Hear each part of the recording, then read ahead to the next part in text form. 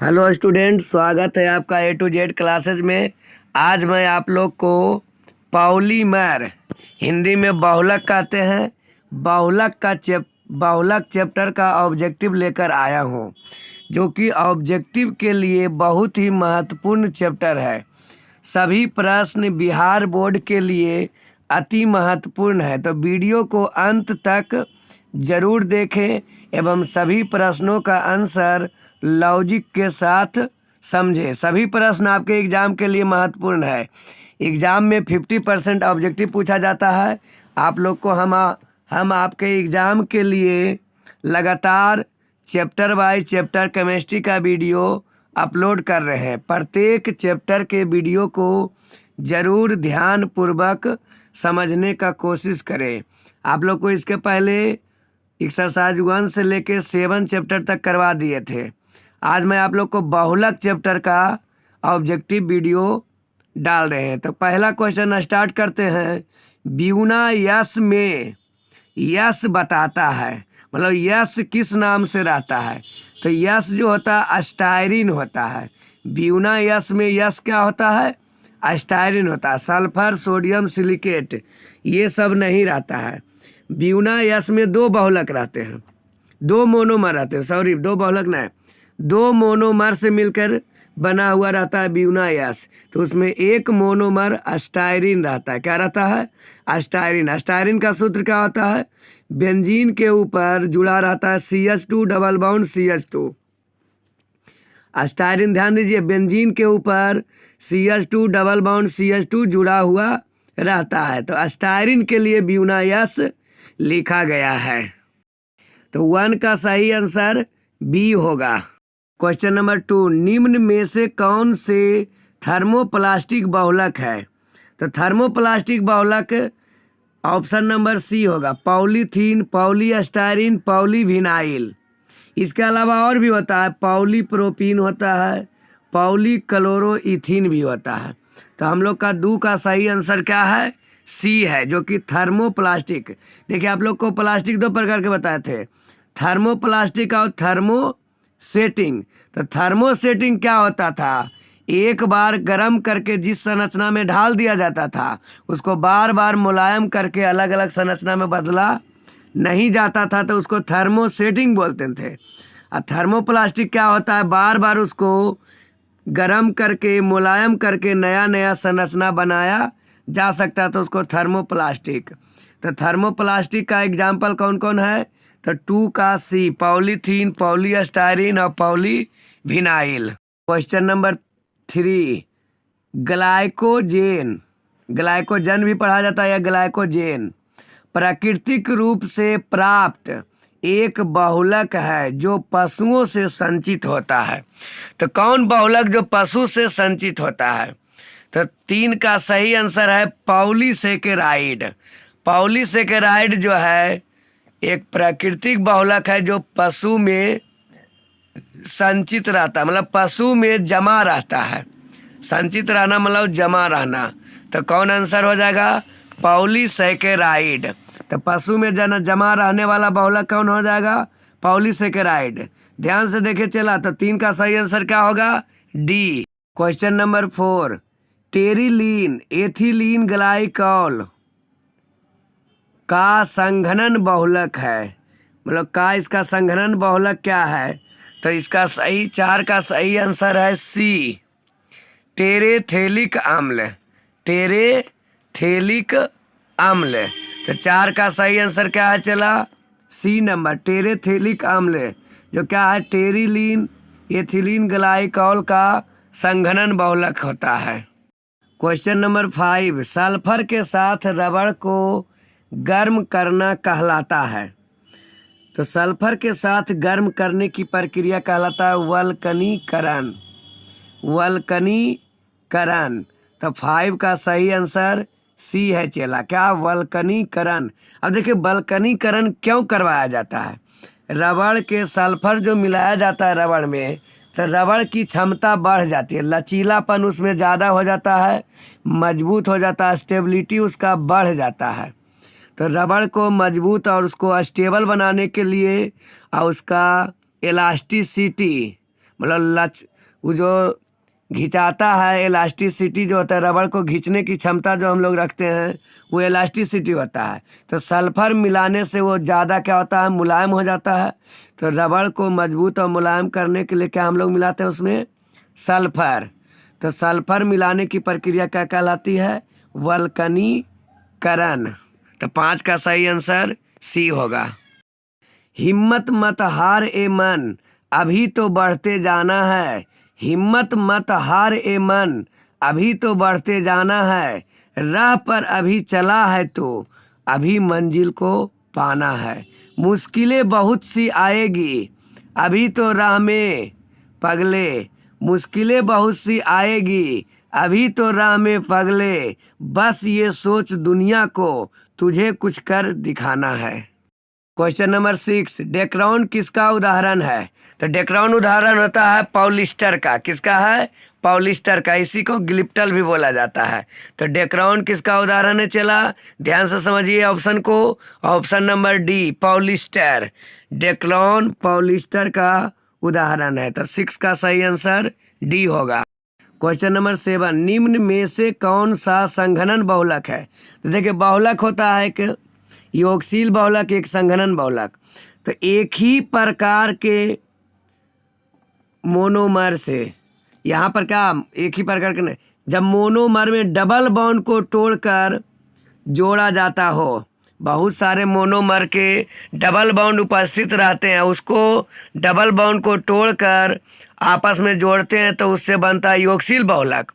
और जब functional group रहे, एफजी जुड़ा हुआ रहे, क्रियाशील समूह एफजी जैसे अल्कोहल का रहे, ईस्टर का रहे, एमीन का रहे, एमाइड का रहे, ये सब यदि फंक्शनल ग्रुप रहेगा जुटा हुआ तो उससे जो बहुलक बनता है उससे संघनन बहुलक बनता है। तो यहाँ पर संघनन टेफ्लॉन में क्या होता है, CF2 डबल बॉन्ड CF2। तो ये तो डबल बॉन्ड वाला है, PVC में भी डबल बॉन्ड, नियोप्रीन में भी डबल बॉन्ड वाला है। तो ये तीनों के तीनों योगशील बहुलक है। तो संघनन बहुलक का आंसर सी होगा, पॉलिस्टर। इसमें ईस्टर ग्रुप रहता है, इसमें क्या रहता है, चला ईस्टर ग्रुप रहता है। तो पॉलिस्टर क्या हो जाएगा हमारा, संघनन बहुलक का उदाहरण। तो 7 का सही आंसर सी होगा। देखिए वीडियो को समझने से पहले आप सभी बहुलक का मोनोमर याद कर लीजिए। महत्वपूर्ण बहुलक 15 बहुलक, 14 से 15 बहुलक है जिसका मोनोमर आप जरूर से ज़रूर याद कर लिए, जो कि एग्ज़ाम के लिए बहुत महत्वपूर्ण है। मोनोमर डायरेक्ट एग्ज़ाम में पूछा जाता है कि निम्नलिखित बहुलक का मोनोमर क्या है। तो आप 14-15 मोनोमर बहुलक का मोनोमर जरूर याद कर ले। आप लोग को यदि ज़रूरत है तो अलग से मैं मोनोमर का एक वीडियो बना दूंगा, आप कमेंट कीजिए। यदि मोनोमर आपका नहीं लिखा हुआ है, जो हमारे वीडियो को देख रहे हैं, मोनोमर में आपको दिक्कत है, तो उसका एक अलग से मैं वीडियो बना दूंगा। आप वीडियो में कमेंट कर दें। क्वेश्चन नंबर 8, निम्न में से कौन सा बहुलक क्रॉस जोड़ में शामिल नहीं होता है। तो क्रॉस जोड़ में शामिल नहीं होने वाला मोनो बहुलक कौन है, टेफ्लॉन। बाकी वल्कनीकृत रबड़, बेकेलाइट, मेलेमाइन, ये सब क्या है, क्रॉस जोड़ में शामिल होता है। तो शामिल नहीं होने वाला, क्वेश्चन को बढ़िया समझिए, शामिल नहीं होने वाला कौन हो जाएगा, टेफ्लॉन हो जाएगा। तो 8 का सही आंसर क्या होगा, चला D number, Teflon. Question number 9, जिंगलर नाटा उत्प्रेरक का संयोजन है। देखिए क्वेश्चन बहुत ही एग्जाम के लिए महत्वपूर्ण है। आंसर को, क्वेश्चन को लॉजिक के साथ समझना है, एकदम ध्यान से देखना। चला तो 9 का आंसर सी होगा, ET3। तो ET का मतलब होता है इथाइल से, और 3 लगा हुआ है तो ट्राई इथाइल हो जाएगा। एल मतलब एल्युमिनियम, TI मतलब टाइटेनियम, और Cl4 है। तो इसका पूरा नाम क्या हो जाएगा, टाइटेनियम टेट्राक्लोराइड। TI टाइटेनियम और Cl4 है तो टेट्राक्लोराइड, टाइटेनियम टेट्राक्लोराइड। और ET3 तो ट्राई इथाइल एल्युमिनियम। तो पूरा नाम फिर से पढ़ देते हैं, titanium tetrachloride try ethyl aluminium. तो जिंगलर नाटा उत्प्रेरक का संयोजन क्या रखना है, 9 का सी आंसर, ET3 में एल्युमिनियम 3 इथाइल 3 रहेगा, एल्युमिनियम TiCl4। तो 9 का सही आंसर सी होगा चला। क्वेश्चन नंबर 10, निम्न में से कौन सा योगात्मक बहुलक का उदाहरण नहीं है? तो योगात्मक बहुलक बनता है डबल बॉन्ड के टूटने से, और संघनन बहुलक बनता है Fg के टूटने से। तो यहाँ पर देखिए पॉलीथीन, इथीन का होता है डबल बॉन्ड वाला, पॉलीस्टायरीन इसमें भी डबल बॉन्ड वाला रहता है, नियोप्रीन इसमें भी डबल बॉन्ड वाला रहता है। तो नायलॉन 6 ये जो होता है संघनन बहुलक होता है, मतलब योगात्मक बहुलक नहीं रहता है। तो योगात्मक बहुलक का उदाहरण नहीं है कौन? नायलॉन 6। देखिए यो आप लोग को बहुलक जरूर, बहुलक तो हमेशा, बहुलक का मोनोमर हर हाल में आपको याद ही करना पड़ेगा, नहीं तो बहुलक चैप्टर का ऑब्जेक्टिव आपको दिक्कत होगी, आपको रटना पड़ेगा। तो रटने से बचने के लिए आप मोनोमर को याद कर लीजिए। तो जिसके मोनोमर में Fg रहेगा वो संघनन बहुलक का निर्माण करेगा, जिसके मोनोमर में डबल बॉन्ड रहेगा वो योगात्मक बहुलक का निर्माण करेगा। याद कीजिए क्या संघनन बहुलक और योगात्मक बहुलक में क्या अंतर है? योगात्मक बहुलक डबल बॉन्ड के टूटने से बनता है और संघनन बहुलक Fg के टूटने से बनता है। तो 10 का सही आंसर डी होगा। लक्ष्य तब असंभव लगते हैं, लक्ष्य तब असंभव लगते हैं जब आप उनकी ओर नहीं बढ़ रहे होते हैं। क्वेश्चन नंबर 11, टेफ्लॉन और नियोप्रीन किसके उदाहरण है? देखिए आपको सह बहुलक और सम बहुलक का कंसेप्ट पहले देते हैं। जिस प्रकार से आप लोग को योगात्मक और संघनन का प्रीवियस वीडियो में कंसेप्ट दिए थे, योगात्मक में क्या बोले थे? डबल बॉन्ड वाला मोनोमर रहे, और संघनन में क्या बोले थे? Fg वाला मोनोमर रहे। उसी तरह से आप लोग को सह बहुलक कोपॉलीमर और सम बहुलक होमोपॉलीमर का कंसेप्ट पहले समझिए कि क्या होता है। तो सम बहुलक क्या होता है? जब एक ही प्रकार के मोनोमर रहे, मतलब केवल एक मोनोमर बहुत सारा रहेगा, दो जात का मोनोमर नहीं रहे। कितना जात का मोनोमर रहे? एक जात का मोनोमर रहेगा तो सम बहुलक, और दो जात का मोनोमर रहेगा तो सह बहुलक कोपॉलीमर। दो से अधिक भी रह सकता है, दो या दो से अधिक जात का, मतलब अलग अलग प्रकार का मोनोमर रहे। एक ही बहुलक का दो गो मोनोमर हो जाए तो सह बहुलक, और एक ही बहुलक का केवल एक ही मोनोमर रहे तो सम बहुलक। तो यहाँ पर हम लोग को टेफ्लॉन और नियोप्रीन का केवल एक मोनोमर होता है, केवल टेफ्लॉन का भी एक मोनोमर होता है, टेट्राफ्लोरोइथीन होता है, CF2 डबल बॉन्ड CF2, और नियोप्रीन का केवल एक मोनोमर। तो दोनों का एक एक मोनोमर है, इसलिए दोनों के दोनों सम बहुलक का उदाहरण होगा। तो यहाँ समझने के लिए आपको मोनोमर देखना है। मोनोमर आपको याद है, एक मोनोमर रहेगा तो सम बहुलक, और दो प्रकार का मोनोमर रहेगा तो सह बहुलक। तो यहाँ पर 11 का सही आंसर सी होगा। क्वेश्चन नंबर 12, निम्न में से कौन सा सम बहुलक है? तो सम बहुलक किसको बोलेंगे? केवल एक मोनोमर रहे। और सह बहुलक किसको बोलेंगे? कोपॉलीमर किसको बोलेंगे? जिसमें दो मोनोमर, दो प्रकार का, दो अलग अलग प्रकार का मोनोमर रहे। तो हम लोग को सम बहुलक पहचानना है। होमोपॉलीमर तो किसमें केवल एक मोनोमर होता है?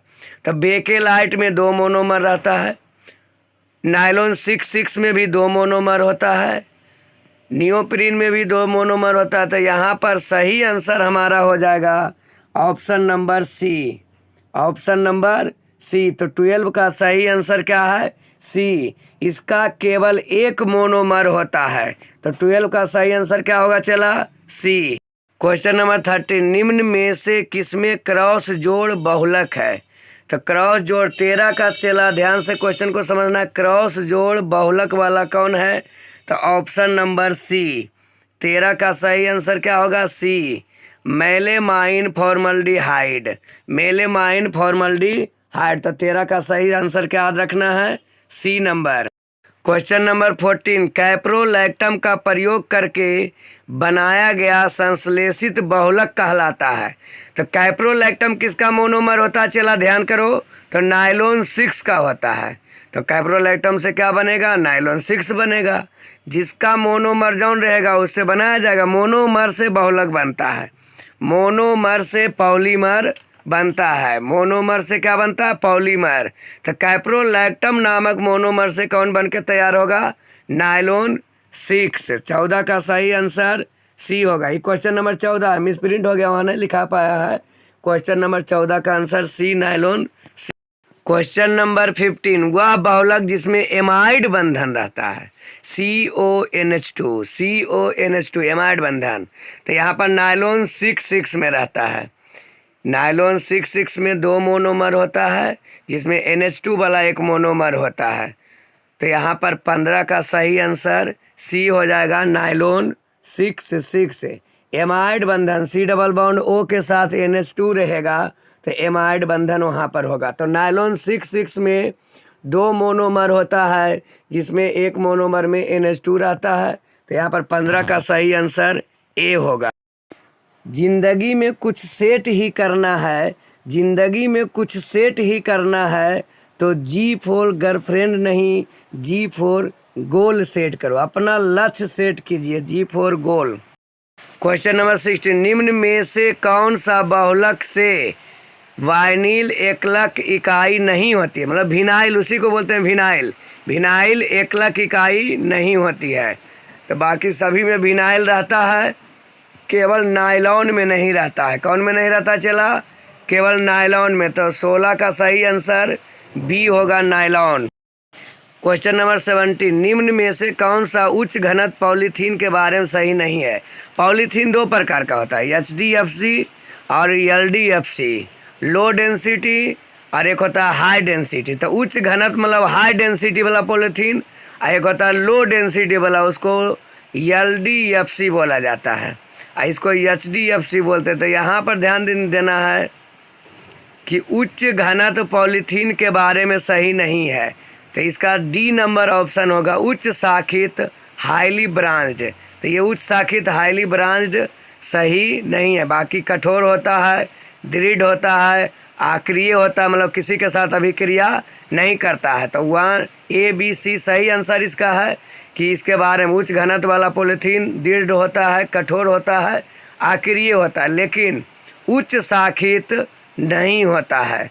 तो 17 का सही आंसर डी होगा। क्वेश्चन नंबर 18, निम्न में कौन सा जैव निम्नीकरणीय संश्लेषित बहुलक है?